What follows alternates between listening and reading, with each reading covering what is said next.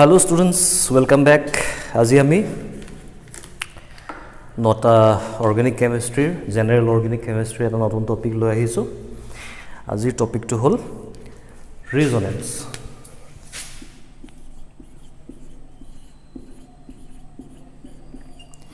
তোমালোকে ৰিজনেন্সৰ কথা ইতিমধ্যে আমাৰ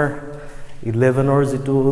কেমিক্যাল বন্ডিং চেপ্টাৰ আছিল সেই চেপ্টাৰটো ৰিজনেন্সৰ কথা অকমান শিকিছিলা কিন্তু ৰিজনেন্স স্ট্ৰাকচাৰছ সমূহ কেনেকৈ আইডেন্টিফাই কৰিব পাৰি অথবা ৰিজনেন্স স্ট্ৰাকচাৰছ সমূহ কেনেকৈ ড্ৰ কৰিব পাৰি তাৰ ওপৰত ডিটেইলছত তোমালোকৰ এতিয়ালৈকে পঢ়া হোৱা নাই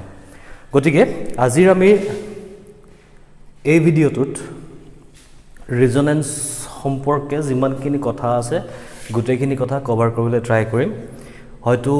লেংথটো দীঘল হ'ব পাৰে যদি যথেষ্ট দীঘল হয় তেতিয়াহ'লে দুটা ভিডিঅ' হিচাপে পাবা তোমালোকে আৰু যদি এটা ভিডিঅ'তে কভাৰ কৰিব পাৰো তেতিয়াহ'লে যথেষ্ট ভাল কথা এনিৱেজ তোমালোকে কেমিক্যাল বন্ডিং চেপ্টাৰটোত এটা বস্তু পাইছিলা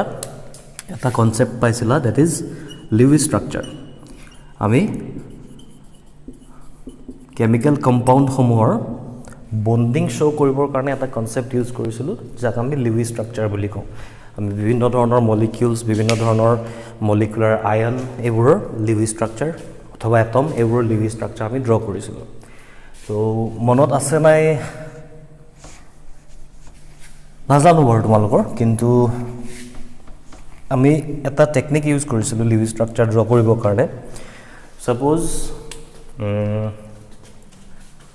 সাপোজ এটোই ললো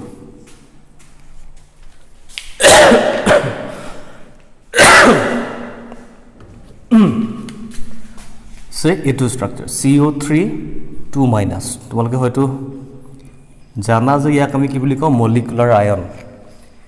হয় না যে নেগেটিভ চাৰ্জ দুটা নেগেটিভ চাৰ্জ তোমাৰ কাৰ্বন আৰু তিনটা অক্সিজেনৰ মাজত শেয়াৰ হৈ আছে গতিকে ইয়াক আমি মলিকুলাৰ আয়ন বুলি কওঁ আৰু এই মলিকুলাৰ আয়নবোৰ অথবা যিকোনো ধৰণৰ কম্পাউণ্ডৰ লিউইছ স্ট্ৰাকচাৰ ড্ৰ কৰিবৰ কাৰণে আমি এটা টেকনিক ইউজ কৰিছিলো যে আমি প্ৰথমতে হিসাব কৰিছিলো অক্টেট ইলেক্ট্ৰন কিমান আছে অক্টেট ইলেক্ট্ৰন কিমান প্ৰয়োজন অৰ্থাৎ অক্টেটবোৰ প্ৰতিটো ইন্ডিভিজুৱেল এটমক তাহাঁতৰ অক্টেট ফিল আপ কৰিবৰ কাৰণে কিমানটা ইলেক্ট্ৰনৰ ৰিকুৱায়াৰমেণ্ট আছে তাৰ পিছত আমি কাউন্ট কৰিছিলো ভ্যালেন্স ইলেক্ট্ৰন সেই এটম কেইটাত একচুয়ালি কিমানটা ইলেক্ট্ৰন আছে আৰু যদিহে কেনেবাকে চাৰ্জ থাকে তেতিয়াহলে চাৰ্জৰ কাৰণে প্ৰতিটো নেগেটিভ চাৰ্জৰ কাৰণে আমি এটা ইলেক্ট্ৰন এড কৰিছিলো আৰু প্ৰতিটো পজিটিভ চাৰ্জৰ কাৰণে এটা ইলেক্ট্ৰন সাবষ্ট্ৰেক্ট কৰিছিলো ইহঁতৰ পৰা তো আমাৰ ওচৰত কাৰ্বন এটা আছে আৰু তিনিটা অক্সিজেন আছে লগত দুটা নেগেটিভ চাৰ্জ আছে এই মলিকিউলটোৰ কাৰণে এইখিনি কথা আমি অলৰেডি ডিসকাস কৰিছো আমি অলৰেডি কেমিক্যাল বন্ডিং চেপ্টাৰটোত ভালকে প্ৰেক্টিস কৰিছিলো তথাপি এবাৰ মনত পেলাই দিবৰ কাৰণে মই আকৌ তোমালোকক এইখিনি কথা কৈছো সো কাৰ্বনৰ অক্টেট ফিল আপ কৰিবৰ কাৰণে আমি জানো যে তাক অক্টেট ফিল আপ কৰিবৰ কাৰণে লাগিব 8টা সিমিলাৰলি অক্সিজেনকো লাগে 8টা ইলেক্ট্ৰন আনহাতে তিনটা অক্সিজেনৰ কাৰণে গতিকে 3 * 8 হ'ব আনহাতে কাৰ্বনৰ ওচৰত একচুয়ালি ভ্যালেন্স ইলেক্ট্ৰন আছে 4টা আৰু অক্সিজেনৰ ওচৰত একচুয়ালি ভ্যালেন্স ইলেক্ট্ৰন আছে 6টা তো ইন টোটাল ইহঁতক যদি টোটাল কৰা হয় তেতিয়াহলে কিমান হ'ব এফালে 324 আছে আতে 32টা অক্টেট ইলেক্ট্ৰন অৰ্থাৎ এই কম্পাউণ্ডটোত প্ৰতিটো এলিমেন্টৰ প্ৰতিটো এটমৰ অক্টেট ফিল আপ হ'বৰ কাৰণে আমাক টোটাল 32টা ইলেক্ট্ৰনছ লাগে কিন্তু একচুয়ালি কম্পাউণ্ডৰ ভিতৰত বা একচুয়ালি এলিমেন্টৰ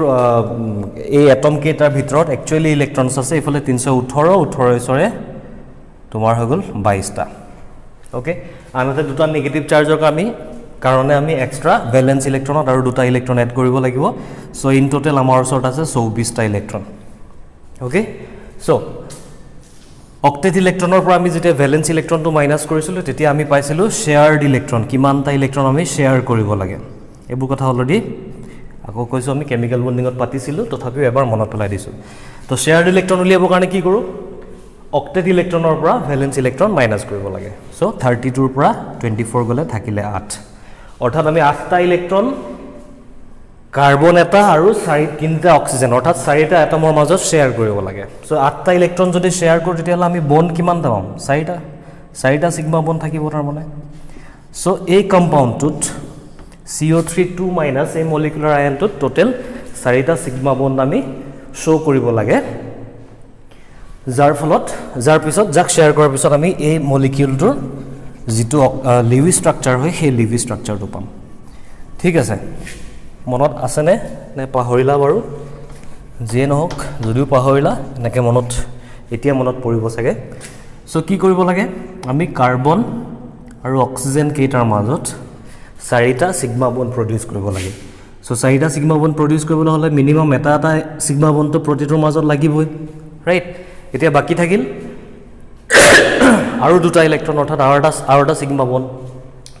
8টা শেয়াৰ কৰিব লাগিছিল তাৰ ভিতৰত আমি 6টা শেয়াৰ কৰিলো 6টা শেয়াৰ কৰিলে আৰু দুটা থাকি গল গতিকে আমাৰ ওচৰত অপচন আছে আমি এই দুটা ইলেক্ট্ৰন হয় এইটো অক্সিজেন আৰু কাৰ্বনৰ মাজত দিব পাৰো নহলে এইটো অক্সিজেন আৰু এইটো কাৰ্বনৰ মাজত দিব পাৰো নহলে এইটো অক্সিজেন আৰু কাৰ্বনৰ মাজত দিব পাৰো তিনটা অপচন আমাৰ ওচৰত থাকিলে তো যেহেতু তিনটা অপচন আমাৰ ওচৰত আছে গতিকে আমি গোটেই তিনটাকে ড্ৰ কৰি চাও গোটেই তিনটা পসিবিলিটি তাৰমানে আমাৰ ওচৰত পসিবল স্ট্ৰাকচাৰ কি আছে আমাৰ ওচৰত এই তিনিটা পসিবল স্ট্ৰাকচাৰছ থাকিব কেনে ধৰণে আমি সকলোতে প্ৰথমতে এটা ইলেক্ট্ৰন পেয়াৰ দিবই লাগিব কাৰণ এটা সিগমা বন্ড নাথাকিলে কম্পাউণ্ডটো এক্সিষ্টেই নকৰিব এতিয়া আমি আৰু শেয়াৰ কৰিব লাগে আৰু এটা ইলেক্ট্ৰন গতিকে প্ৰথমতে মই ইয়াত দিলো এটা পেয়াৰ নহলে ইয়াত এটা পেয়াৰ হ'ব পাৰে নহলে ইয়াত এটা পেয়াৰ হ'ব পাৰে আমাৰ ওচৰত এই তিনটা পসিবল স্ট্ৰাকচাৰছ আছে তিনিটা লিভিং স্ট্ৰাকচাৰ আছে কাৰ কাৰণে CO3 2- সেই মলিকুলাৰ আয়নটোৰ কাৰণে এতিয়া বাকিখিনি অক্টেট তুমি ফিল আপ কৰিব লাগে আৰু সেইখিনি তো জানিবাই চাগে কিমান হ'ব এটো অক্সিজেনৰ কাৰণে 4টা আছিল 5 6 7 8 5 6 7 8 ইয়াত আহিব এইকেইটা হৈ যাব আমাৰ CO3 2- এই মলিকুলাৰ আয়নটোৰ তিনিটা পসিবল লিভিং স্ট্ৰাকচাৰ অৰ্থাৎ এই তিনিটাৰ ভিতৰত যিকোনো এটা স্ট্ৰাকচাৰেদি আমি CO3 2- এই মলিকুলাৰ আয়ন কেইটাৰ স্ট্ৰাকচাৰ বা বন্ডিংটো শো কৰিব পাৰিম with the help of Lewis concept ঠিক আছে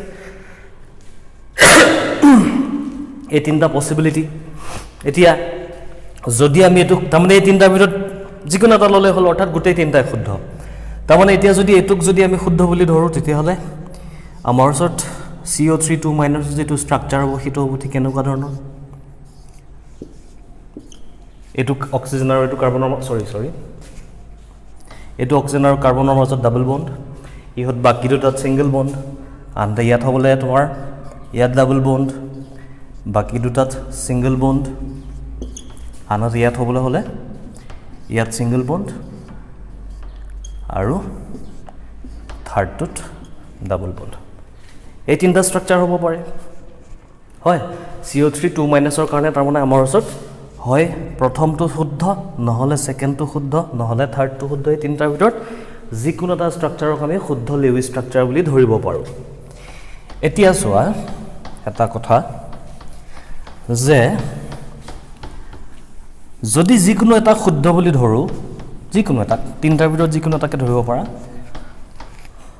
মই ধৰি ললো এটো যেনিবা শুদ্ধ যদি এটো শুদ্ধ হয় তেতিয়া হলে এই মলিকিউলটোৰ ভিতৰত আমাৰ ওচৰত কি আছে এটা ডাবল বন্ড দুটা সিঙ্গেল বন্ড এটা ডাবল বন্ড 1 ডাবল বন্ড আৰু 2 সিঙ্গেল বন্ড ৰাইট এইকেইটাৰ ক্ষেত্ৰটো একেটাই হ'ব এটা ডাবল বন্ড দুটা সিঙ্গেল বন্ড ইয়াতো একেটাই কথা এটা ডাবল বন্ড আৰু দুটা সিঙ্গেল বন্ড হয় প্ৰতিটো স্ট্ৰাকচাৰতে এটা ডাবল বন্ড আছে আৰু দুটা সিঙ্গেল বন্ড আছে এতিয়া তোমালোকৰ যদি মনত আছে তেতিয়াহলে এটো কথা তোমালোকে নিশ্চয় জানা যে সিঙ্গেল বন্ডৰ বন্ড লেংথটো ডাবল বন্ডৰ বন্ড লেংথতকে বেছি ৰাইট বিকজ ডাবল বন্ডবোৰ বেছি ষ্ট্ৰং সিঙ্গেল বন্ডবোৰ অকমান উইক ডাবল বন্ডৰ কম্পেৰিজনত গতিকে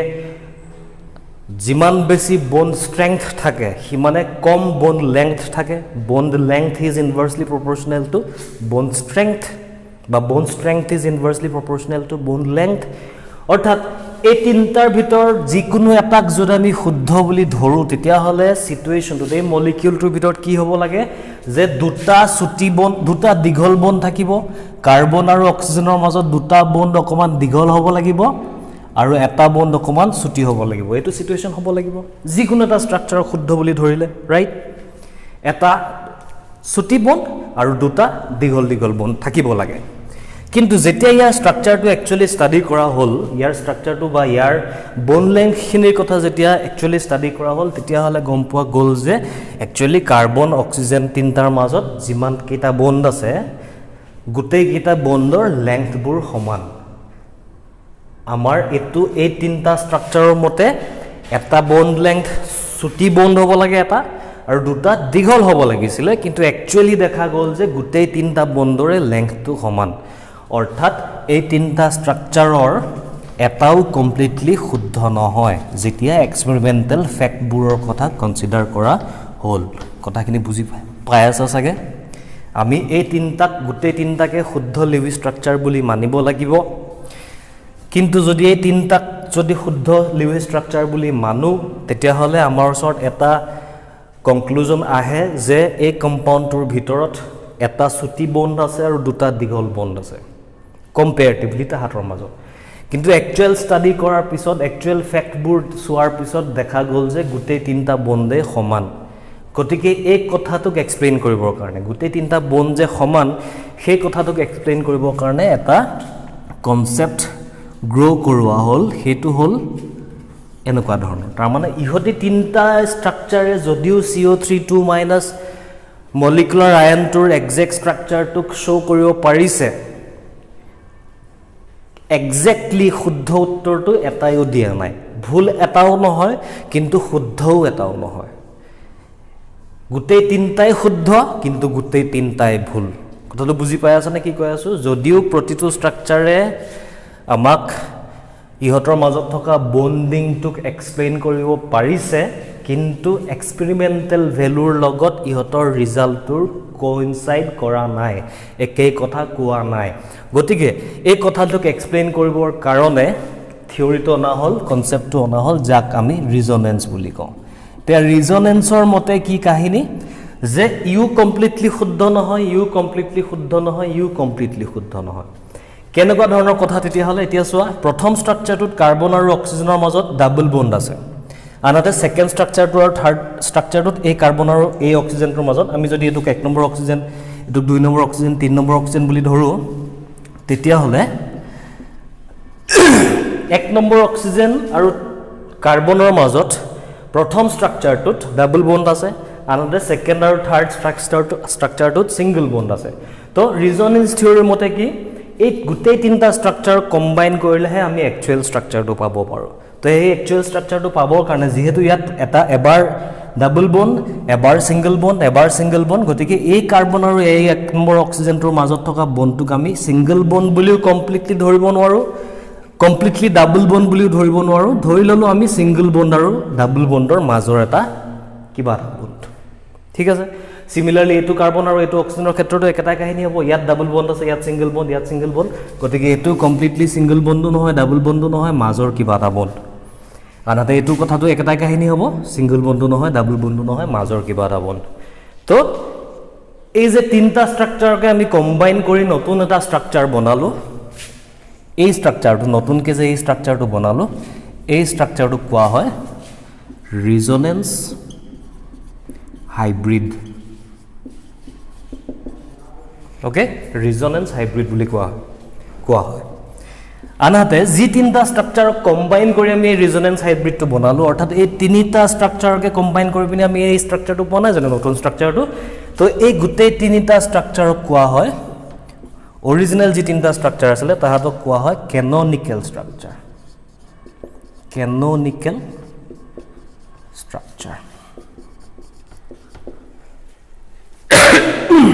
তাৰ মানে গোটেই তিনিটা কেননিকেল স্ট্ৰাকচাৰ যদিও শুদ্ধ আছিল CO3 ৰ প্ৰপাৰ্টিজবোৰ এক্সপ্লেইন কৰিবৰ কাৰণে আমি কেৱল ৰিজনেন্স হাইব্ৰিডৰ সহায়তহে কৰিব পাৰো অৰ্থাৎ গোটেই তিনটা কেননিকেল স্ট্ৰাকচাৰে শুদ্ধ কিন্তু এক্স্যাক্টলি শুদ্ধ এটাও নহয় গতিকে গোটেই তিনটাকে কম্বাইন কৰি আমি নতুন এটা স্ট্ৰাকচাৰ প্ৰপ'জ কৰিলো যাক আমি কম ৰিজনেন্স হাইব্ৰিড আৰু যেটো থিওৰিৰ যোগেদি এই কথাখিনি অনা হ'ল তাক কোৱা হয় ৰিজনেন্স থিওৰি ঠিক আছে এতিয়া প্ৰতিটো ক্যাননিক্যাল স্ট্ৰাকচাৰ এনাৰ্জিতকৈ ৰিজনেন্স হাইব্ৰিডৰ এনাৰ্জিটো সদায় অকমান কম হয় তাৰমানে ক্যাননিক্যাল স্ট্ৰাকচাৰবোৰৰ এনাৰ্জিবোৰ অকমান বেছি ৰিজনেন্স হাইব্ৰিডবোৰৰ এনাৰ্জিটো অকমান কম তো ক্যাননিক্যাল স্ট্ৰাকচাৰৰ যিকোনো এটা ক্যাননিক্যাল স্ট্ৰাকচাৰৰ এনাৰ্জি আৰু ৰিজনেন্স হাইব্ৰিডৰ যিটো এনাৰ্জি তাহাতৰ যিটো ডিফাৰেন্স সেই ডিফাৰেন্সটো কোৱা হয় ৰিজনেন্স এনাৰ্জি এবোৰ থিওৰিটিক্যাল কথা আমাক প্ৰ্যাকটিক্যালি ইমান ৰিজনেন্স এনাৰ্জি কথা এতিয়া দৰকাৰ নাই বাৰু পাছত গৈ লাগিব তথাপি কথাখিনি ওলোৱাৰ কাৰণে কথাখিনি যেহেতু ৰিলেটেড গতিকে তোমালোকক মই কথাটো জনাই থৈছো আকৌ এবাৰ প্ৰথমৰ পৰা কৈছো প্ৰতিটো স্ট্ৰাকচাৰে লিভি স্ট্ৰাকচাৰ হিচাপে শুদ্ধ কিন্তু এই তিনটা স্ট্ৰাকচাৰৰ ভিতৰত এটাইও CO3 2- ৰ একচুয়াল প্ৰপাৰ্টিটো এক্সপ্লেইন কৰিব নোৱাৰে গতিকে তাক এক্সপ্লেইন কৰিবৰ কাৰণে আমি কি কৰিলো গোটেই তিনটা স্ট্ৰাকচাৰ কম্বাইন কৰি এটা নতুন স্ট্ৰাকচাৰ জেনাৰেট কৰিলো কম্বাইন কৰাৰ পিছত নতুনকে যেটো স্ট্ৰাকচাৰ জেনাৰেট কৰিলো সেই জেনাৰেটেড স্ট্ৰাকচাৰটো কোৱা হয় ৰিজনেন্স হাইব্ৰিড মানটো জানো ন আমি ক্ৰস কৰো যে তো ইহতৰ গোটেই কিটাৰ প্ৰপাৰ্টিবোৰ লৈ পিনে আমি নতুনটা স্ট্ৰাকচাৰ বনালো গতিকে তাক আমি কম ৰিজনেন্স হাইব্ৰিড আৰু ৰিজনেন্স হাইব্ৰিডটো যি স্ট্ৰাকচাৰৰ পৰা কম্বাইন কৰি পিনি বনাইছো সেই স্ট্ৰাকচাৰ কিটা কোৱা হয় ক্যাননিক্যাল স্ট্ৰাকচাৰ প্ৰতিটো ক্যাননিক্যাল স্ট্ৰাকচাৰৰ এনাৰ্জিটো ৰিজনেন্স হাইব্ৰিডৰ এনাৰ্জিতকৈ অকমান বেছি থাকে গতিকে ক্যাননিক্যাল স্ট্ৰাকচাৰৰ এনাৰ্জিৰ পৰা ৰিজনেন্স হাইব্ৰিডৰ এনাৰ্জিটোক মাইনাস কৰি দিলে যেটো ডিফাৰেন্স পাম তাক আমি কম ৰিজনেন্স এনাৰ্জি আৰু যেহেতু প্ৰতিটো ক্যাননিক্যাল স্ট্ৰাকচাৰতকৈ ৰিজনেন্স হাইব্ৰিডৰ এনাৰ্জিটো কম গতিকে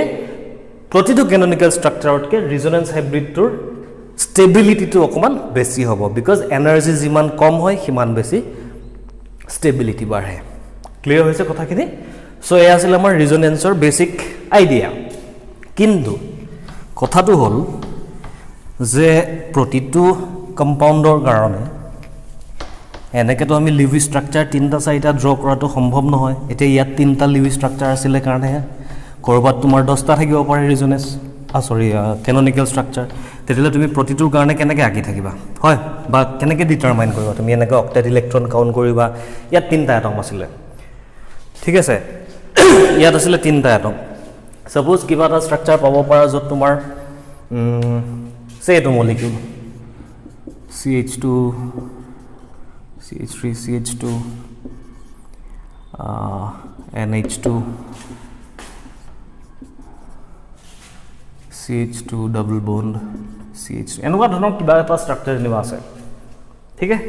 ইয়াত এতিয়া তুমি প্ৰতিটো এটমৰ কাৰণে প্ৰথম অক্টেট ইলেক্ট্ৰন কাউন্ট কৰিবা তাৰ পিছত ভ্যালেন্স ইলেক্ট্ৰন কাউন্ট কৰিবা তাৰ পিছত তাকো লিভি স্ট্ৰাকচাৰ ড্ৰ কৰিবা লিভি স্ট্ৰাকচাৰত পসিবিলিটিজ কি আছে হেবোৰ চাবা ইমানখিনি কৰি থাকিবলৈ সময় নাই হয় গতিকে ৰিজনেন্স কোট পসিবল হয় কোনবোৰ মলিকিউলতনো ৰিজনেন্স থাকিব পাৰে বা কোনবোৰ মলিকিউলতনো ৰিজনেন্স স্ট্ৰাকচাৰছ আমি ড্ৰ কৰিব পাৰো তাক উলিয়াবৰ কাৰণে এটা উপায় আছে হেয়া হল যে তুমি মলিকিউলটোৰ ভিতৰত বিচাৰিবা কনজুগেশ্যন যিবোৰ মলিকিউলৰ ভিতৰত যিবোৰ অৰ্গানিক কম্পাউণ্ডত তুমি কনজুগেশ্যন দেখিবলৈ পোৱা সেই মলিকিউলবোৰত ৰিজনেন্স স্ট্ৰাকচাৰ পসিবল হ'ব পাৰে বুলি তুমি জানিব পাৰিবা ঠিক আছে এতিয়া কনজুগেশ্যন মানে কি কনজুগেশ্যন মানে হল কনজুগেটেড ওয়াৰ্ডটো অলৰেডি তোমালোকে পাইছা চাগে কনজুগেটেড ডাবল বন্ডৰ কথা শুনিছা চাগে তো কনজুগেশ্যন মানে হল একাধিক ক্ৰমে বা একেৰাহে যদি এনেকুৱা ধৰণৰ সিস্টেম থাকে তাৰমানে সিগমা বন্ড এটা আছে লগালগ পাই বন্ড এটা আছে তাৰ পিছত এটা সিগমা বন্ড আছে তাৰ পিছত এটা পাই বন্ড আছে এনেকুৱা ধৰণৰ সিস্টেম যদি তোমালোকে দেখিবলৈ পোৱা তেতিয়া হলে ক'বা যে তাত কনজুগেশ্যন আছে আৰু যদি কনজুগেশ্যন থাকে তাৰ মানে সেই স্ট্ৰাকচাৰটোত ৰিজনেন্স পসিবল হ'ব পাৰে এটা এক্সাম্পল দিলো এটো তোমালোকে চিনিয়ে পোৱা এই মলিকিউলটো এটুকা কি নাম আছিল ইয়াৰ নাম বেনজিন ৰাইট তো ইয়াৰ ৰিজনেন্স হাইব্ৰিডটো ড্ৰ কৰিবলৈ জানা চাগে ইয়াৰ ৰিজনেন্স স্ট্ৰাকচাৰটো এনেকুৱা আছিলে হয় না ক্যাননিক্যাল স্ট্ৰাকচাৰ দুটা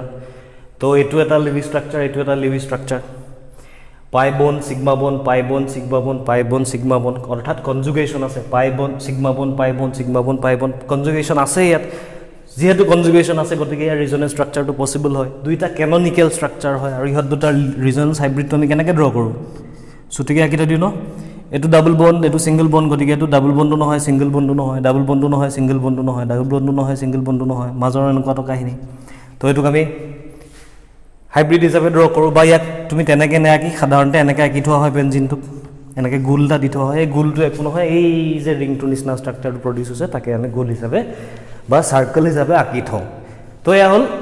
কনজুগেশ্যনৰ কাহিনী কিন্তু কনজুগেশ্যন কেৱল মাত্ৰ যে অকল এইটো টাইপতে হ'ব পাৰে তেনেকুৱা কথা নাই বিভিন্ন ধৰণৰ বেলেগ বেলেগ ধৰণৰ কনজুগেশ্যন আছে চ' আমি প্ৰথমতে আজি এতিয়া শিকি লওঁ যে কি টাইপছ অফ কনজুগেশ্যনছ থাকিব পাৰে কনজুগেশ্যনৰ টাইপকেইটা শিকাৰ পিছত আমি মলিকুলৰ ভিতৰত যদি সেই ধৰণৰ কনজুগেশ্যন দেখিবলৈ পাওঁ তেতিয়াহ'লে গম পাম যে তাত আমাৰ কি আছে ৰিজনেন্স ষ্ট্ৰাকচাৰ তাৰ কাৰণে পচিবল হয় তো কি টাইপৰ কনজুগেশ্যন হ'ব পাৰে চোৱা এক নম্বৰ তোমাৰ হ'ব পাৰে সিগমা পাই সিগমা এটাতো এইটো হ'লেই ৰাইট সিগমা বন থাকিব পাই বন থাকিব আৰু সিগমা বন থাকিব অৱশ্যে এইটো বাৰু একেবাৰে শেষত লিখোঁ এইটো একেবাৰে শেষত লিখোঁ প্ৰথম বেছিককেইটা লিখি লওঁ তো প্ৰথম টাইপ অফ কনজুগেশ্যন হ'ল পাই সিগমা পজিটিভ অৰ্থাৎ এটা মলিকুলৰ ভিতৰত যদি একেৰাহে তোমালোকে তিনিটাৰ কম্বিনেশ্যন দেখিবলৈ পোৱা প্ৰথমতে এটা সিগমা বন্ড আছে তাৰপিছত এটা পাই বন্ড আছে তাৰপিছত এটা পজিটিভ চাৰ্জ আছে তেতিয়াহ'লে গম পাবা যে তাত তোমাৰ ৰিজনেন্স ষ্ট্ৰাকচাৰ পচিবল হ'ব পাৰে চিধা হৈছে নাই বাৰু অকণ বেকা হৈছে ওপৰ লিখিছোঁ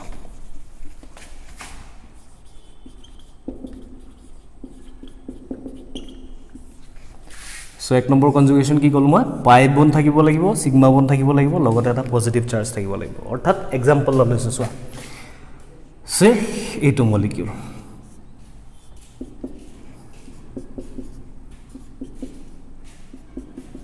এইটো মলিকিউল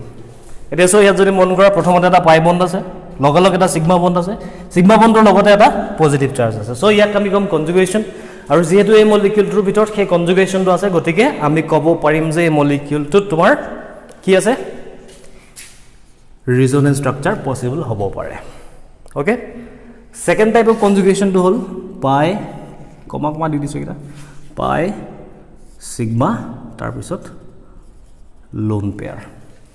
ইয়াত যেনেকৈ পাই সিগমা পাই আছে পাইৰ লগে লগে সিগমা আছে সিগমাৰ লগে লগে পজিটিভ আছে ঠিক তেনেকৈ পাই সিগমা আৰু লোন পেয়াৰো যদি থাকে তেতিয়াহ'লে তাতো আমি ক'ম যে সেয়া কনজুগেশ্যন এটা আৰু এনেকুৱা ধৰণৰ য'ত কনজুগেশ্যন য'ত যিবোৰ মলিকুলত এনেকুৱা ধৰণৰ কনজুগেশ্যন থাকিব তাতে আমাৰ ৰিজনেন্স ষ্ট্ৰাকচাৰ পচিবল হ'ব থাৰ্ড টাইপ অফ কনজুগেশ্যনটো হ'ল পাই সিগমা আৰু নেগেটিভ চাৰ্জ এইটো পজিটিভ বুলি লিখি দিছোঁ এইটো নেগেটিভ বুলি লিখি দিছোঁ ঠিক আছে নেগেটিভ চাৰ্জ থাকিব লাগিব ওকে তাৰপিছত আহিল 4 নম্বৰ কনজুগেশ্যন সেয়া হ'ল পাই সিগমা পাই সিগমা পাই 4 নম্বৰ কনজুগেশ্যন আহিছে ইয়াত ওকে নেক্সট 5 নম্বৰ কনজুগেশ্যনটো হ'ল তোমাৰ পাই সিগমা ফ্ৰী ৰেডিকেল হ'ব পাৰে এইটো এটা টাইপ অফ কনজুগেশ্যন হয় আৰু এটা শেষত আছে সেয়া হ'ল লোন পেয়াৰ সিগমা পজিটিভ এইবোৰ প্ৰতিটোৰে আমি ষ্ট্ৰাকচাৰ ড্ৰ কৰিম খালি তোমালোকে প্ৰথমতে এইকেইটা কথা লিখি লোৱা যে এই কেইটা হ'ল 6টা এই 6টা হ'ল কনজুগেশ্যনৰ টাইপ আৰু এনেকুৱা ধৰণৰ কনজুগেশ্যন যদি তুমি কোনোবা এটা মলিকুলত দেখিবলৈ পোৱা তেতিয়াহ'লে তুমি গম পাবা যে সেই মলিকুলটোত ৰিজনেন্স ষ্ট্ৰাকচাৰ্ছ ড্ৰ কৰাটো পচিবল হয় ওকে এতিয়া আমি প্ৰতিটো টাইপ অফ কনজুগেশ্যনৰ এটা বা দুটা বা যিমান প্ৰয়োজন হয় আৰু কেইটামান এক্সাম্পল ল'ম প্ৰতিটোতে কনজুগেশ্যন আইডেণ্টিফাই কৰিম তাৰপিছত সেই কনজুগেশ্যনখিনি থকাৰ কাৰণে ৰিজনেন্সটো কেনেকৈ ড্ৰ কৰিব পাৰি সেই কথা আমি শিকিম ওকে চলো তো প্ৰথম আহিল পাই সিগমা পজিটিভ কনজুগেশ্যন পাই সিগমা পজিটিভ যিকোনো এটা সাইডে যিকোনো এটা ধৰণে লিখা আৰু মলিকুলৰ ভিতৰত এনেও আমাক বন্ড ষ্টাইলতে লিখিবা বন্ড হিচাপত বাৰু যিয়ে নহওক এক্সাম্পল এটা লওঁ ইয়াত কনজুগেশ্যনটো গম পালোঁ কনজুগেশ্যন এইটো বস্তু এইটো ছিষ্টেমত থাকিব লাগিব থাকিলে তাত ৰিজনেন্স পচিবল হয় ৰিজনেন্স পচিবল হয় বাৰু গম পালোঁ এতিয়া ৰিজনেন্স হয় কেনেকৈ সেইটো চাওঁ চোৱা এতিয়া ছাপ'জ মলিকুলটো লৈছোঁ এইটো প্ৰথমতে এটা পাই বন্ড তাৰপিছত এটা সিগমা বন্ড তাৰপিছত এটা পজিটিভ চাৰ্জ এইটো লগত হাইড্ৰজেনবোৰ থাকিল আৰু যিমান লাগে ওকে এয়া হৈ গ'ল আমাৰ মলিকিউলটো প্ৰথম এক্সাম্পল এতিয়া ইয়াত কনজুগেশ্যন আছে নে নাই আছে নিশ্চয় এইটো পাই আছে এটা সিগমা আছে লগত এটা পজিটিভ চাৰ্জ আছে ওকে এতিয়া চোৱা ইয়াত কি হ'ব কাহিনীটো হৈছে কি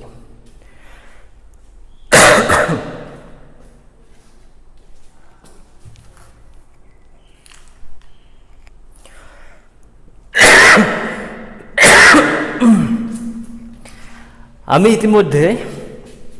তোমাৰ হাইপাৰ কনজুগেশ্যনত এই পজিটিভ চাৰ্জ মানেনো কি ফ্ৰী ৰেডিকেল মানেনো কি তাৰ ওপৰত কথা পাতিছিলোঁ সো ইয়াত অলৰেডি তুমি জানা যে এই কাৰ্বনটোৰ ওচৰত পজিটিভ চাৰ্জ আছে তাৰ মানে কি ইয়াৰ ওচৰত আচ্ছা ইয়াত ডাঙৰ প্ৰথম অকমান বনবোৰ এটা এটাকে দেখাই দিছোঁ লাহে লাহে এইবোৰ সংখ্যাবোৰ অকমান কমাই আনিব লাগিব দেই সব বন দেখাই দিছোঁ এতিয়া প্ৰথম চোৱা এতিয়া এই কাৰ্বনটোৰ ওচৰত টোটেল 1 2 3 তিনিটা ইলেক্ট্ৰন আছে তাৰ নিজৰ গতিকে এই পজিটিভ চাৰ্জ হৈ আছে কাৰণ কাৰ্বনৰ ওচৰত 4টা ইলেক্ট্ৰন থাকিব লাগে নিউট্ৰেল হ'বলৈ হ'লে আনহাতে অক্টেটৰ ফালৰ পৰা যদি চোৱা তেতিয়াহ'লে তাৰ ওচৰত আছে 6টা ইলেক্ট্ৰন অৰ্থাৎ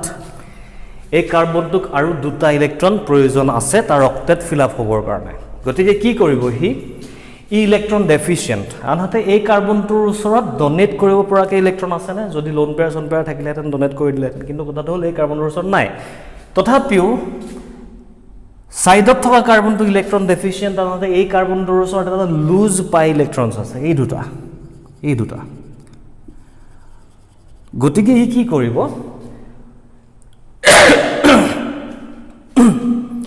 আৰু এটা কথা মই কৈছিলোঁ তোমাক যে পজিটিভ চাৰ্জবোৰ কি হয় চাৰ্জবোৰৰ যিমান বেছি ডিলোকেলাইজেশ্যন কৰিব পাৰে এটা মলিকিউলে সিমানে তাৰ ষ্টেবিলিটি বাঢ়ে এতিয়া ইয়াত অকল এই কাৰ্বনটোৰ ওচৰত পজিটিভ চাৰ্জ আছে গতিকে এই পজিটিভ চাৰ্জটোক যদি সি কেনেবাকৈ ক'ৰবাত বেলেগ এটা এটমক দিব পাৰে য'ত আমি হাইপাৰ কনজুগেশ্যনত দেখি পাইছিলোঁ বেলেগ এটা এটমত যেতিয়া যদি দিব পাৰে তেতিয়াহ'লে তাৰ চাৰ্জৰ ডিষ্ট্ৰিবিউশ্যন বাঢ়িব ইফালৰ পৰা সিফালে ইটোৰ পৰা সিটো এটমলৈ মুভ যদি কৰে চাৰ্জটো মলিকিউলটোৱে ষ্টেবিলিটি পায় তো সেইধৰণেও ভাবিব পাৰা তো এই চাৰ্জটোক নাইকিয়া কৰিবৰ কাৰণে কি কৰিব লাগিব ই তেতিয়াহ'লে ছাইডৰ কাৰ্বন এটমৰ পৰা সি ইলেক্ট্ৰন ধাৰ ল'ব লাগিব আগত হাইপাৰ কনজুগেশ্যনত এনেকুৱা ধৰণৰ চিটুৱেশ্যন এটা পাইছিলোঁ য'ত আমাৰ আলফা কাৰ্বনৰ কাহিনী আহিছিল এইটো আলফা হাইড্ৰজেনৰ কাহিনী আহিছিলে এতিয়া কাৰ্বনটোৰ ওচৰত আলফা হাইড্ৰজেন আছিলে কাৰণে অৰ্থাৎ বেলেগ লুজ ইলেক্ট্ৰনছ নাছিলে কাৰণে হাইড্ৰজেনৰ লগত থকা ইলেক্ট্ৰনকেইটাক ডনেট কৰিবলগীয়া চিটুৱেশ্যন হৈছিলে ক'ত হাইপাৰ কনজুগেশ্যনত কিন্তু এইটো কি কনজুগেশ্যন ইয়াৰ ওচৰত অলৰেডি লুজ ইলেক্ট্ৰনছ আছে গতিকে পাই ছিগমা বণ্ডলে নাচায় আৰু কালে চাব পাই বণ্ডলে চাব তো কি কৰিব সি এই ইলেক্ট্ৰন দুটাক ইয়ালৈ শ্বিফ্ট কৰাব ঠিক আছে শ্বিফ্ট কৰাই দিয়াৰ ফলত ৰিজাল্ট কি হ'ব চোৱা এতিয়া শ্বিফ্ট কৰাই দিলে ৰিজাল্টটো কি হ'ব চোৱা তুমি এইটো কাৰ্বন যাক আমি টাচ কৰা নাই যেনেকৈ আছিলে তেনেকৈ থাকিব আৰু যিবোৰৰ শ্বিফ্ট হ'ল শ্বিফ্টিঙৰ পিছৰ চিটুৱেশ্যনটো কি হ'ব সেইটো চোৱা এইটো হৈ আছে কাহিনী হৈ আছে এতিয়া এই ইলেক্ট্ৰনটো এইটো কাৰ্বনৰ আছিলে সি শ্বিফ্ট কৰাই দিলে এইফালে অৰ্থাৎ এইটো চাইডে আহিলে এইটো কাৰ্বনৰ কিবা লাভ লোকচান হ'ল নেকি সি এইটো চাইডে থকা ইলেক্ট্ৰনটোক ইফালে আনি থৈ দিলে এইটো কাৰ্বনৰ একো লোকচান হোৱা নাই ৰাইট আনহাতে এইটো ইলেক্ট্ৰন এই কাৰ্বনটোৰ আছিলে সি কি কৰাবলগীয়া হ'ল উপায় নাইকিয়া হয় ইয়ালৈ শ্বিফ্ট কৰাবলগীয়া হ'ল ক'লে ইয়ালৈ এইটো পজিশ্যনলৈ ইয়াৰ পৰা ক'লে আহিলে ইয়ালৈ আহিলে এইটোলৈ অহাৰ ফলত ৰিজাল্ট কি হ'ল দুইটা ইলেক্ট্ৰন ইয়ালৈ গুচি অহাৰ ফলত ইয়াত এটা নতুনকৈ বণ্ড প্ৰডিউচ হ'ল পাই বণ্ড তাৰ ফলত এই কাৰ্বনটোৰ লাভ লোকচান কিবা হ'লনে তাৰ ওচৰত আছিলে 6টা ইলেক্ট্ৰন এতিয়া কিমানটা হৈ গ'ল 1 2 3 4 5 6 7 8 8টা হৈ গ'ল অক্টেট ফিল আপ হৈ গ'ল তাৰ প্লাছ তাৰ অকল ইণ্ডিভিজুৱেল ইলেক্ট্ৰনৰ কথা যদি চোৱা ইয়াৰ ওচৰত 3টা ইলেক্ট্ৰন আছিলে এতিয়া কাৰ্বনৰ ওচৰত 1 2 3 4 4টা ইলেক্ট্ৰন হৈ গ'ল অৰ্থাৎ ইয়াৰ পজিটিভ চাৰ্জটো নাইকিয়া হৈ গ'ল ৰাইট পজিটিভ চাৰ্জ নাই কিন্তু সেইটো কাম কৰিবলৈ যাওঁতে এই কাৰ্বনটোৰ লছ হ'লনে ইয়াৰ ওচৰত এটা ইলেক্ট্ৰন আছিলে সেই ইলেক্ট্ৰনটো সি নিপিনি ইয়াত দি দিবলগীয়া হ'ল অৰ্থাৎ এই কাৰ্বনটোৰ পৰা এটা ইলেক্ট্ৰন কমি গ'ল ন এইটো ইলেক্ট্ৰন নাইকিয়া হৈ থাকিলে এতিয়া এইটো কাৰ্বনৰ ওচৰত কিমানটা ইলেক্ট্ৰন আছে 1 2 3 তিনিটা আছে অৰ্থাৎ 4টা থাকিলে নিউট্ৰেল হৈ আছিলে 3টা হৈ গ'ল গতিকে সি কি হৈ যাব পজিটিভ বুজি পাই আছা কথাটো অৰ্থাৎ পজিটিভ চাৰ্জটো এইটো পইণ্টৰ পৰা এইটো পইণ্টলৈ গুচি আহিলে পজিটিভ চাৰ্জৰ ডিষ্ট্ৰিবিউশ্যন হ'ল ঠিক আছে মলিকিউলটো অকণমান বেছি ষ্টেবিলিটি পাব তো এই দুইটা যে পালো আৰু যদি পসিবিলিটি থাকিলেহেঁতেন আৰু গৈ থাকিলেহেঁতেন কাহিনীটো এই দুটা যে পালো আমি ইহঁত কেইটাক কম আমি ক্যানোনিক্যাল স্ট্রাকচার ঠিক আছে ইহঁত দুটা হৈ গ'ল ক্যানোনিক্যাল স্ট্রাকচার যদি ইহঁত দুটা ক্যানোনিক্যাল স্ট্রাকচার হয় তেতিয়াহ'লে ইহঁতৰ এটা ৰিজনেন্স হাইব্ৰিড থাকিব কেনেকুৱা ধৰণৰ হ'ব কেনেকুৱা য'ত যি এটমছখিনি আছিলে সেইবোৰক এটমবোৰ শিফট নহয় দেই এটমৰ পজিশন শিফট নহয় এটমবোৰ য'ত আছে তেনেকৈ থাকিব কেৱল মাত্ৰ পাই বণ্ডৰ শিফটিং হ'ব পাৰে তো এইটো আসলে স্কেলিটনটো অৰিজিনেল কাহিনী এতিয়া প্ৰথমতে এইটো কাৰ্বনৰ মাজত ডাবল বন্ড আছিলে তাৰপিছত এইটো কাৰ্বনৰ মাজত সিঙ্গল বন্ড আহি গ'ল তাৰ মানে এই বন্ডটো কি হৈ গ'ল ডাবল বন্ডো নহয় সিঙ্গল বন্ডো নহয় সিমিলাৰলি ইয়াত আছিলে প্ৰথমতে সেকেন্ড কাৰ্বনৰ থাৰ্ড কাৰ্বনৰ মাজত সিঙ্গল বন্ড সেকেন্ড কাৰ্বনৰ থাৰ্ড কাৰ্বনৰ মাজত ডাবল বন্ড আহি গ'ল গতিকে ইও সিঙ্গল বন্ডো নহয় ডাবল বন্ডো নহয় মাজৰ কিবা এটা ওকে এতিয়া এটো কাৰ্বনৰ ওচৰত প্ৰথমতে পজিটিভ আছিলে পিছৰ ষ্ট্ৰাকচাৰটোত তাৰ ওচৰত পজিটিভ নাই গতিকে ই পজিটিভ কমপ্লিটলি নহয় ডেল পজিটিভ সিমিলাৰলি এটো কাৰ্বন ইয়াত নিউট্ৰেল চাৰ্জ নাই কিন্তু সেকেন্ড ষ্ট্ৰাকচাৰটো চাৰ্জ আছে গতিকে ই হৈ যাব ডেল পজিটিভ সো এইটো হ'ব আমাৰ ৰিজনেন্স হাইব্ৰিড এই দুটা হ'ব ক্যানোনিক্যাল স্ট্ৰাকচাৰ বুজি পাইছা কথাটো এনে ধৰণে আমি ৰিজনেন্সৰ ষ্ট্ৰাকচাৰছবোৰ ড্ৰ কৰিব লাগে পইণ্টটো ক্লিয়াৰ হৈছে নে হ'ব আৰু এটা দেখাও চিন্তা কৰিব নালাগে যদিও বুজি পোৱা নাই বুজি নাপাবলগীয়া কাহিনী নাই বাৰু তথাপিও অকণ বেলেগ ধৰণৰ ষ্ট্ৰাকচাৰ এটা চাওঁ সাপোজ ওকে এইটো ললো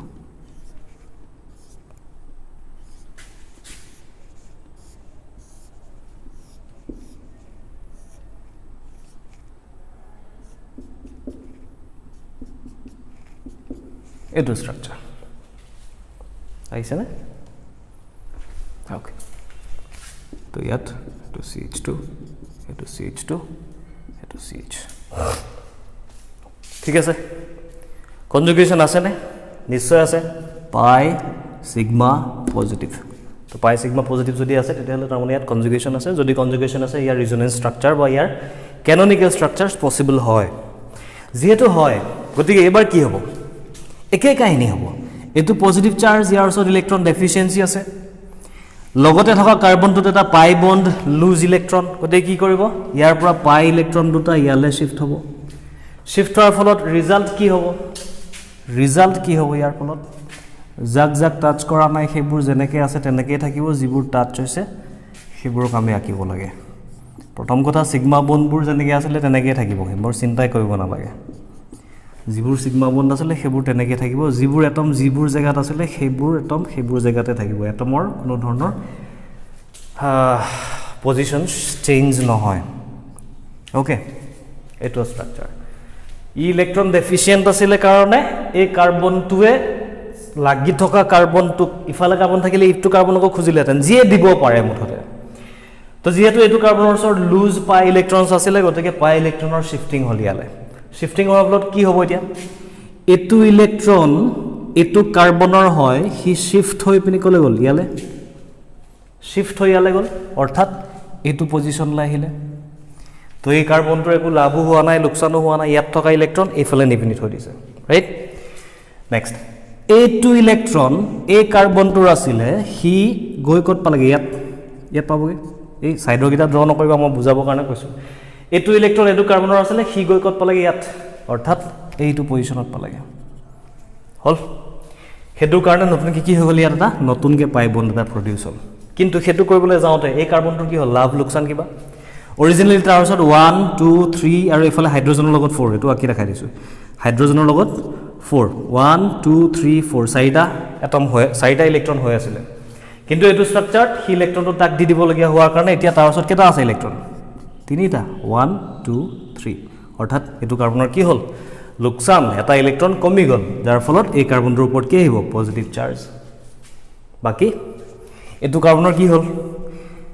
তাৰ ওচৰত 1 2 3টা আছিল এবাৰ কিমানটা হৈ গ'ল 1 2 3 4 চাৰিটা নিউট্ৰেল হৈ গ'ল বুজি পাইছা কথাখিনি তো এনেকৈ আমি ইলেক্ট্ৰনৰ শিফটিং কৰাব লাগে যাৰ ফলত আমি দুটা ক্যানোনিক্যাল স্ট্ৰাকচাৰছ পালো তো ক্যানোনিক্যাল স্ট্ৰাকচাৰ যেতিয়া পালো গতিকে তাহাঁতৰ কি থাকিব হাইব্ৰিড তো হাইব্ৰিডটো ড্ৰ কৰা মই ডাইৰেক্ট বন্ড লাইনতে লিখিছোঁ দেই এইটো হ'ব কাহিনী এফালে এইটো ৰাইট প্ৰথমতে ইয়াত ডাবল বন্ড ইয়াত সিঙ্গেল বন্ড গতিকে এইটো ডাবলো নহয় সিঙ্গেলো নহয় নেক্সট ইয়াত সিঙ্গেল বন্ড ইয়াত ডাবল বন্ড গতিকে এইটো ডাবলো নহয় সিঙ্গেলো নহয় প্ৰথমবাৰ এইটো কাৰ্বনৰ ওপৰত পজিটিভ গতিকে ইয়াত পজিটিভ সেকেন্ড বাৰ এই 3 নম্বৰটো পজিটিভ গতিকে ইয়াত পজিটিভ ক্লিয়াৰ হৈছে কাইন্ডটো হ'ব সো ছুটিকে যদি ভাবিবলৈ যোৱা তেতিয়ালে ক্যানোনিক্যাল স্ট্ৰাকচাৰত কি হয় পাই বন্ডৰ শিফট হ'ব কাৰ ফালে পজিটিভ কাৰ্বনটোৰ ফালে তাৰ ফলত কি হ'ব পজিটিভ কাৰ্বনটো জিটো সাইডৰ পৰা পাই বন্ডটো গৈছে জিটো কাৰ্বনৰ পৰা পাই বন্ডটো গৈছে পজিটিভ চাৰ্জটো তালে গুচি আহিব ঠিক আছে পাই বন্ডটো ইয়ালে গুচি যাব পজিটিভটো কলে আহিব 1 নম্বৰত আছিল 2 3 নম্বৰত গুচি আহিব জিটো সাইডৰ পৰা গৈছে ক্লিয়াৰ হল তো এনেকৈ আমি ৰিজনেন্স স্ট্ৰাকচাৰছ ড্ৰ কৰিব লাগিব কেটামান প্ৰেক্টিস কৰিছো ইমান ডিটেইলছত ইলেক্ট্ৰনৰ শিফটিং মোৰ কথাটো অলৰেডি বুজি পাইছা চাগে তো আৰু এক্সপ্লেইন নকৰিলে হ'ব বুলি মই ভাবিছো তথাপি তোমালোকে কেটামান ট্ৰাই কৰিছো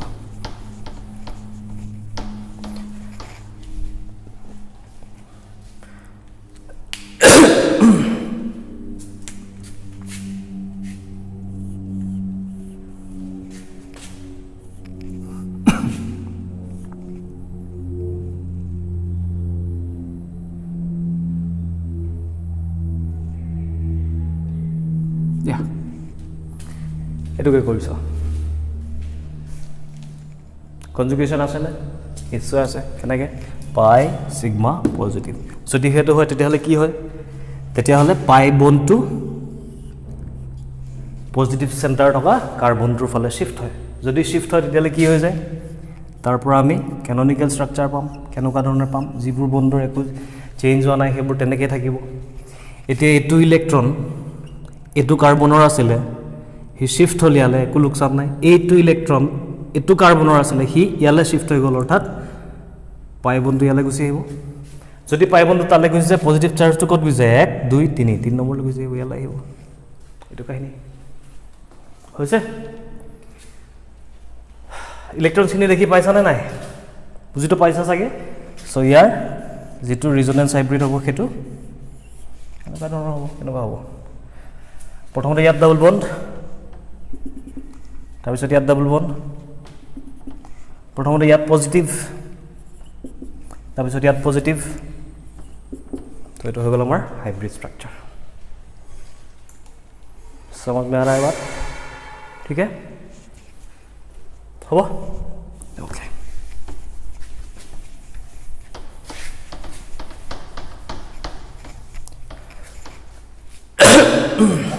ठीक है सर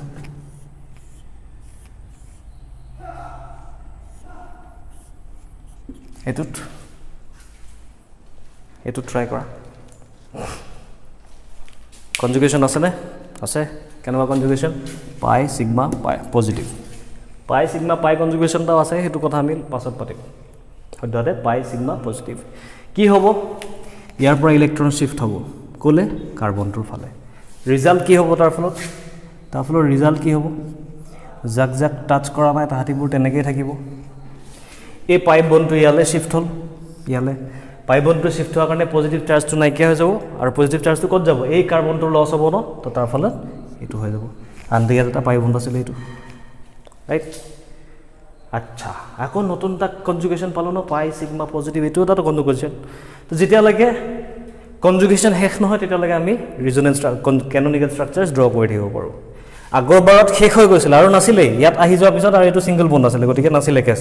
এবাৰ কি হৈ গল আকৌ এটা পাই সিগমা পজিটিভ কনজুগেশন আছে ন তো গতিকে ইয়াৰ পৰা কি হ'ব আকৌ সেকেন্ড টাইম আৰু এটা শিফটিং হ'ব শিফটিং হোৱাৰ ফলত কি হ'ব এগেইন এবাৰ এটুক টাচ কৰা নাই গতিকে ইয়াতে থাকিল এই পাই বন্ডটো কলে যাব ইয়ালে এবাৰ পজিটিভটো ক'ত আহিব ইয়াৰ পৰা যদি শিফট হয় এটোৰ লোকসান গতিকে ইয়াত আহিব বুজিটো পাইছা আৰু আছে নেকি কনজুগেশন আৰু নাই পাই সিগমা পজিটিভ এটো আছিল কিন্তু আকৌ শিফট কৰলা আকৌ একেটা স্ট্ৰাকচাৰে পাম অৰ্থাৎ আমি একেটা ডাইৰেকশনতে শিফট কৰাব লাগে তাৰমানে পাই বন্ডটো এটো সাইডে শিফট কৰাইছে পজিটিভটো এইফালে শিফট হৈ আছে গতিকে এইকেটাই ম্যাক্সিমাম পসিবিলিটিজ আছিল সো তিনটা ক্যানোনিক্যাল স্ট্ৰাকচাৰ পালো এবাৰ আমি তিনটা ক্যানোনিক্যাল স্ট্ৰাকচাৰ যদি পাওঁ তেতিয়াহলে তাহাতৰ হাইব্ৰিডটো কি হ'ব এটো ধৰণৰ প্ৰথমতে ইয়াত পাই বন্ড গতিকে ইয়াত ড্যাশ তাৰপিছত ইয়াত এটা পাই বন্ড গতিকে ইয়াত ড্যাশ তাৰপিছত ইয়াত এটা পাই বন্ড আছে এইটো ড্যাশ আৰু ক'ত আছে নেকি পাই বন্ড এইটো এটা পাই বন্ড আছিলে তো ইয়াত ড্যাশ এইটো হৈ গ'ল আমাৰ দেখিছানে প্ৰথমতে ইয়াত পাই বন্ড আচ্ছা প্ৰথম পাই দেখাইছো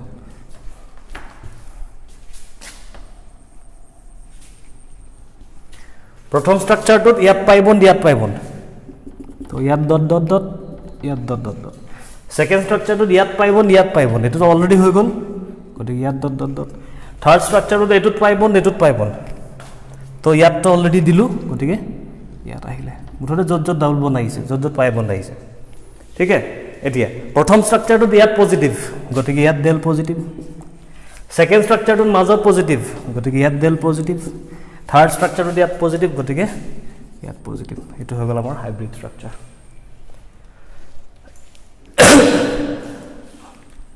হৈছে ঠিক আছে অৰ্ডাৰ কৰা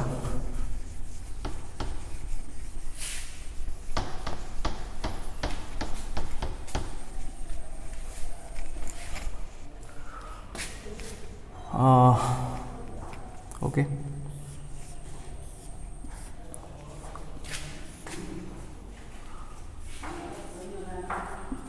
এইটো ট্ৰাই কৰা কি হ'ব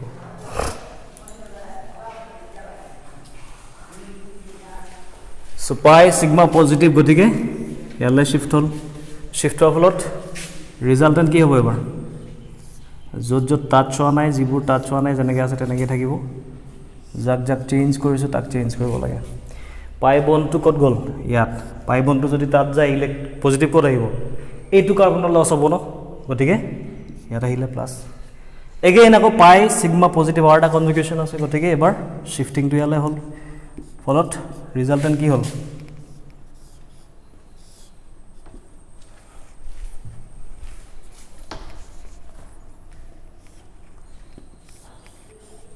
এইটো এবাৰ টাচ কৰা নাই তো পাই বন্ডটো যদি ইয়ালে যায় ডাবল বন্ড ইয়াত আহিব যদি হেতু হয় ইয়াৰ লোকসান গতিকে প্লাসটো ইয়াত আহিব বস্তুটো বুজি পাইছা চাগে আৰু আছে নে কনজুগেশ্যন আৰু নাই কনজুগেশ্যন যদি নাই তেতিয়াহ'লে এই তিনটাই হ'ব পাৰে তো আমাৰ ওচৰত যেটো হাইব্ৰিড পাম হাইব্ৰিডটো হ'ব এনেকুৱা ধৰণৰ প্ৰথম স্ট্রাকচার ইয়াত ডাবল বন্ড সো ইয়াত ডট ডট ডট ইয়াত dot dot dot second structure ইয়াত ডাবল বন্ড লাস্টত ডাবল বন্ড এটো হৈ গ'ল গতিকে ইয়াত ডট নেক্সট এটুত ডাবল বন্ড গতিকে ইয়াত আহিলে ডাবল বন্ড প্ৰথম স্ট্রাকচার ইয়াত পজিটিভ গতিকে ইয়াত ডেল পজিটিভ সেকেন্ড স্ট্রাকচার ইয়াত পজিটিভ গতিকে ইয়াত ডেল পজিটিভ থার্ড স্ট্রাকচার ইয়াত পজিটিভ গতিকে ইয়াত ডেল পজিটিভ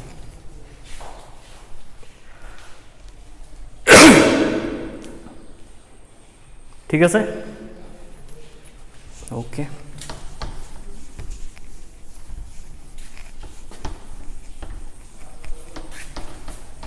আৰু কৰিব লাগিব নে নিশ্চয় লাগিব বৰ সোনকালে কেনেকৈ হ'ব चलो इसको करते हैं ठीक है पाई सिग्मा पॉजिटिव गति पाई बन्ड तो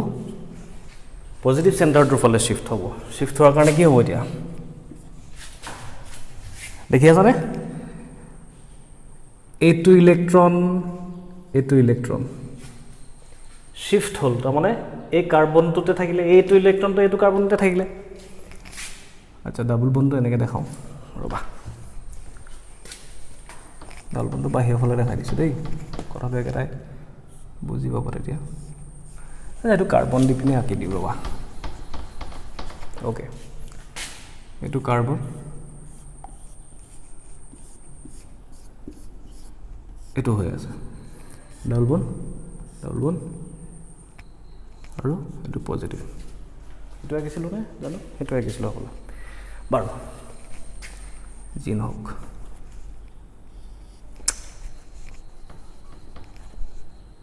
ওকে এনেকৈ দিলোঁ ঠিক আছে হাইড্ৰজেনবোৰতো থাকিবই আৰু গমটো পাইছাই চাগে লগত এফালে কি আৰু এইটো এটা হাইড্ৰজেন এইটো এটা হাইড্ৰজেন এইটো দুটা হাইড্ৰজেন লাগিব এইটো এটা হাইড্ৰজেন এইটো এটা হাইড্ৰজেন ঠিক আছে আৰু ইয়াত এটা হাইড্ৰজেন ঠিক আছে ওকে এটা কি হ'ব পাই সিগমা পজিটিভ ৰাইট হাইড্ৰোজেনবোৰটো পজিশন চেঞ্জ নহয় গতিকে অকমান দেৰি কাৰণে মই হাইড্ৰোজেনবোৰ আঁতৰাই ৰাখিছোঁ হা হাইড্ৰোজেনবোৰ হাইড্ৰোজেন হিচাপে থাকিব য'ত যেটা হাইড্ৰোজেন আছে তেনেকৈ থাকিব বাকী কিটা চাওঁ চোৱা দিয়া তো কি হ'ব এইটো ইয়ালৈ শিফট হ'ব লাগে মানে কেনেকৈ শিফট হ'ব এইটো ইলেক্ট্ৰন শিফট হৈ ক'লৈ যাব ইয়ালৈ অৰ্থাৎ ইয়ালৈ আহিলে তো এইটো কাৰ্বনৰ একো লাভো হোৱা নাই লোকচানো হোৱা নাই কিন্তু এই ইলেক্ট্ৰনটো শিফট হৈ ক'লৈ গ'ল ইয়ালৈ হয় যাৰ ফলত এইটো কাৰ্বনৰ কি হ'ল লোকচান এইটো কাৰ্বনৰ কি লাভ অৰ্থাৎ ইয়াৰ যিটো কেননিকেল ষ্ট্ৰাকচাৰ বুজিটো পাইছা চাগে এই পাই বনটো শিফট হৈ যাব ইয়ালৈ শিফট হ'ব কেনেকৈ এই ইলেক্ট্ৰনটো ইয়ালৈ আহিব এই ইলেক্ট্ৰনটো ইয়ালৈ আহিব যাৰ ফলত এইটো কাৰ্বনৰ একো লাভ লোকচান হোৱা নাই এইফালে থকা ইলেক্ট্ৰনটো ইফালে নিছে তাৰ একো লোকচান লাভ হোৱা নাই কিন্তু এই ইলেক্ট্ৰনটো তালৈ গুচি যোৱাৰ কাৰণে এইটো কাৰ্বনৰ লোকচান হ'ল অৰ্থাৎ ই পজিটিভ হৈ যাব আনহাতে ইয়াৰ ইলেক্ট্ৰন গেইন হ'ল গতিকে পজিটিভটো নাইকিয়া হৈ যাব ঠিক আছে চ' আমাৰ ৰিজাল্টেণ্ট যিটো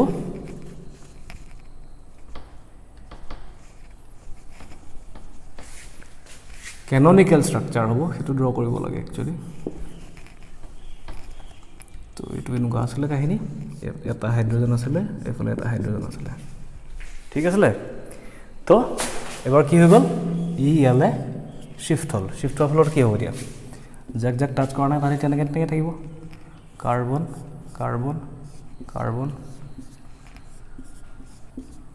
এইটো কাহিনী এডাল ডাবল বন টাচ কৰা নাই গতিকে ই এনেকৈ থাকিল বাকী হাইড্ৰোজেনবোৰ য'ত আছিলে সেইবোৰ তেনেকৈ থাকিলে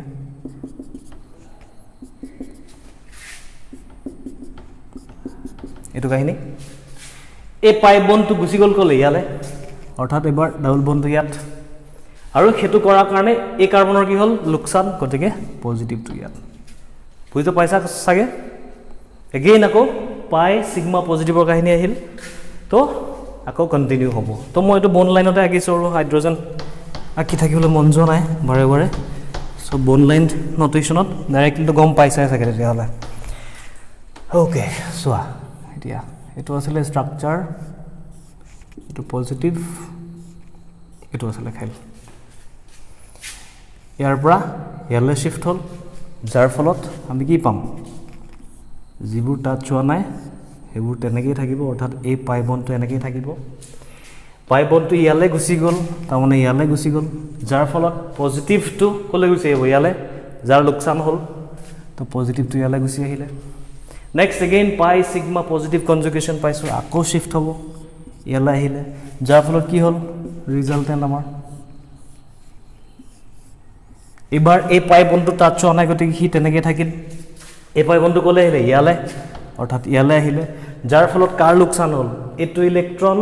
ইয়ালৈ গুচি আহিলে ইয়াৰ লোকচান হ'ল গতিকে এইটো পজিটিভ আৰু আছে নেকি কনজুগেশ্যন এইফালে আছে এইফালে নহয় যিফালৰ পৰা চাইছা সেইফালৰ পৰা আমি প্ৰথম কেনেকৈ চালোঁ পাই সিগমা পজিটিভ নেক্সট কেনেকৈ চালোঁ পাই সিগমা পজিটিভ নেক্সট এইফালে যদি ইয়াত পাই থাকিলে তেতিয়াহ'লে পাই সিগমা পজিটিভ ধৰিলোঁ নাই ন গতিকে কনজুগেশ্যন শেষ যদি শেষ তেতিয়াহ'লে ইহঁতৰ হাইব্ৰিডটো ড্ৰ কৰিব লাগে কেনেকুৱা হ'ব হাইব্ৰিড প্ৰথম ইয়াত পাই বন্ড আৰু ইয়াত পাই বন্ড সেকেন্ড ইয়াত পাই বন্ড থাৰ্ড ইয়াত পাই বন্ড তাৰপিছত পজিটিভটো প্ৰথম ক'ত আছিলে প্ৰথম ওপৰত তো এইটো ডেল পজিটিভ নেক্সট ক'ত আছিলে ইয়াত ডেল পজিটিভ নেক্সট ক'ত আছিলে তাত ডেল পজিটিভ এইটো হৈ গ'ল আমাৰ ৰিজনেন্স ষ্ট্ৰাকচাৰ ক্লিয়াৰ হৈছে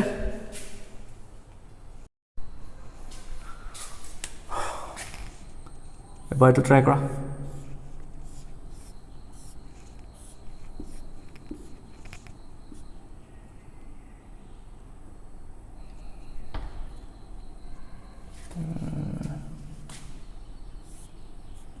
এইটো ট্ৰাই কৰা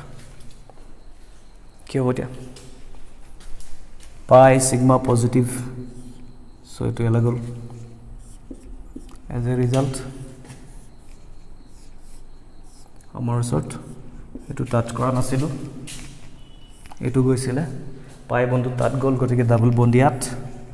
পজিটিভটো ক'ত যাব য'ৰ পৰা গৈছে অৰ্থাৎ ইয়াত পজিটিভ নেক্সট পাই সিগমা পজিটিভ আকৌ সো এইটো ইয়ালৈ গ'ল কি হ'ব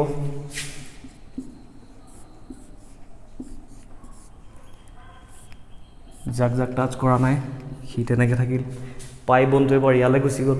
পাই বন্ধু যদি ইয়ালৈ গুচি যায় লাভ লোকচান কাৰ হ'ল এইটো কাৰ্বনৰ লোকচান হ'ল গতিকে এইটো পজিটিভ ইয়াত আহিলে আকৌ পাই সিগমা পজিটিভ দেখিছোঁ গতিকে এইটো ইয়ালৈ শিফট হ'ল যাৰ ফলত কি হ'ব যাক যাক টাচ কৰা নাই তাৰি তেনেকৈ থাকিল এইটো পাই বন্ধু টাচ হোৱা নাছিলে এই পাই বন্ধু ক'লে আহিব এবাৰ ইয়ালৈ আহিলে কাৰ লোকচান কাৰ লাভ এইটোৰ লোকচান গতিকে প্লাছটো ইয়াত আৰু আছে নে আৰু আছে পাই সিগমা পজিটিভ গতিকে এবাৰ এইটো ইয়ালৈ আহিলে যাৰ ফলত কি হ'ল এইটো ইয়াত যাক যাক টাচ কৰা নাই এইকেইটা টাচ হোৱা নাই এবাৰ আৰু পাই বন্ধু এবাৰ ক'লৈ গুচি আহিলে ইয়ালৈ গুচি আহিলে আকৌ এইটো পজিটিভ আৰু আছে নে আৰু নাই এইটো ষ্ট্ৰাকচাৰ একে নিচিনা লাগিব পাৰে একে নহয় কিন্তু চোৱা পাই বন্ধবোৰ বেলেগ বেলেগ জেগাত আছে এতিয়া তো আমাৰ ওচৰত ইন টোটেল কিমান আছে 5টা ক্যানোনিক্যাল স্ট্ৰাকচাৰ আছে অৰ্থাৎ ইহঁতৰ হাইব্ৰিডটো কেনেকুৱা হ'ব বিচাৰিটো পাবা চাগে এবাৰ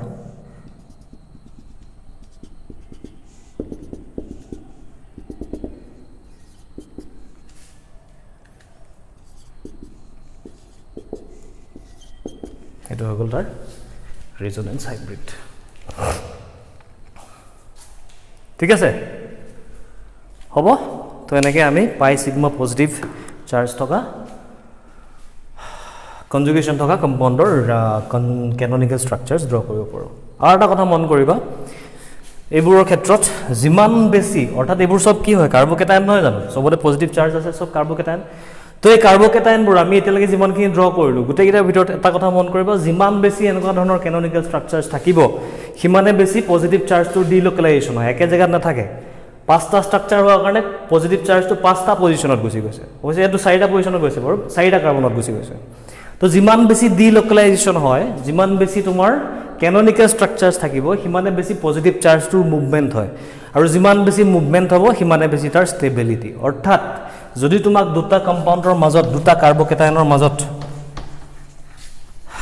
ষ্টেবিলিটি কম্পেয়াৰ কৰিবলৈ দিয়ে তেতিয়াহ'লে যিটো ষ্ট্ৰাকচাৰত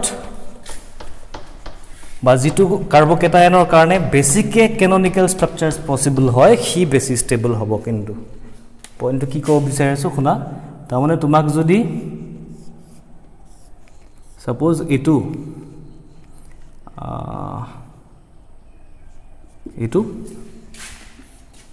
আৰু এইটো দিলে যেনিবা আৰু এতিয়া ক'লে দুইটাৰ ভিতৰত কোনটো বেছি ষ্টেবল হ'ব উলিয়াব লাগে ৰাইট তো কি কৰিবা দুইটাৰে কাৰ বেছি ক্যানোনিক্যাল স্ট্ৰাকচাৰ্ছ পসিবল হয় কাৰ বেছি ৰেজোনেন্স স্ট্ৰাকচাৰ্ছ পসিবল হয় সেইটো চাই ল'বা অলৰেডি আমি দুইটা ড্ৰ কৰিছোঁ গতিকে গম পাওঁ ক'ত বেছিকৈ আছিলে প্ৰথমতে ইয়াত পজিটিভ চাৰ্জটো অহাৰ লগে লগে এইটো ইয়ালৈ শিফট হ'ব পজিটিভ চাৰ্জ ইয়ালৈ আহিব নেক্সট এইটো ইয়ালৈ শিফট হ'ব পজিটিভ চাৰ্জ ইয়ালৈ আহিব অৰ্থাৎ ইয়াত টোটেল কেইটা পজিটিভ আকৌ পাই বন্ধু ইয়াত আছিল ন ইমানটাই টোটেল 3টা ক্যানোনিক্যাল স্ট্ৰাকচাৰ্ছ পসিবল হয় ট্ৰাই কৰি চাবা ড্ৰ কৰি প্ৰথম এইটো ইয়ালৈ যাব পজিটিভটো ইয়ালৈ আহিলে তেতিয়া পাই সিগমা পজিটিভ হৈ যাব আকৌ এইটো ইয়ালৈ যাব তেতিয়া পজিটিভটো ইয়ালৈ আহিব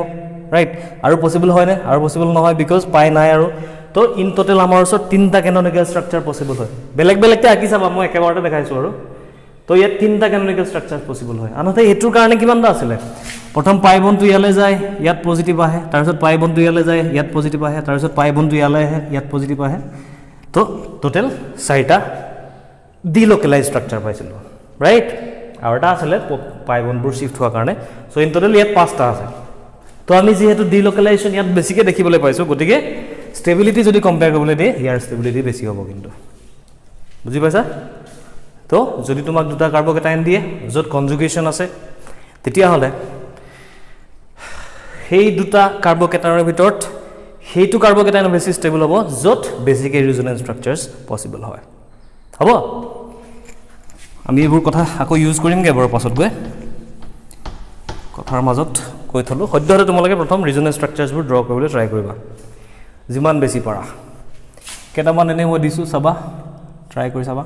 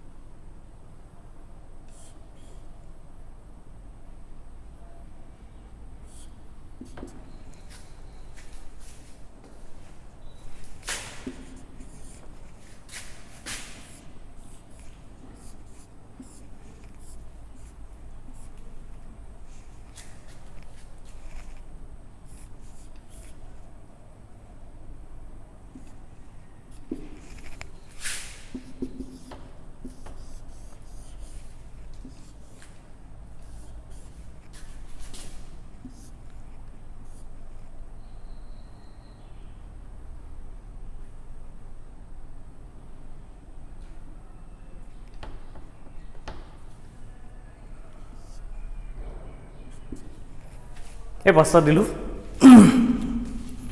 ট্ৰাই কৰি চাবা সিহঁতৰ কেননিকেল ষ্ট্ৰাকচাৰ্ছবোৰ ড্ৰ কৰিবলৈ ট্ৰাই কৰিবা আৰু তাৰ লগে লগে তাহাঁতৰ ৰিজনেঞ্চ হাইব্ৰিডবোৰো ড্ৰ কৰিবা ঠিক আছে আৰু লগতে এটা কুৱেশ্যন লিখি লোৱা মানে কি আৰু ইয়াতে লগতে চাবা এই পাঁচটা ভিতৰত চবতকৈ ষ্টেবিলিটি কাৰ বেছি হ'ব বুলি এবাৰ য'ত বেছিকৈ ৰিজনেঞ্চ ষ্ট্ৰাকচাৰ য'ত বেছিকৈ কেননিকেল ষ্ট্ৰাকচাৰ যাৰ বেছিকৈ কেননিকেল ষ্ট্ৰাকচাৰ সি বেছি ষ্টেবল হ'ব ঠিক আছে আমি নেক্সট আকৌ সেকেণ্ড টাইপ অফ কনজুগেশ্যনছটোৰ কথা পাতিব লাগিব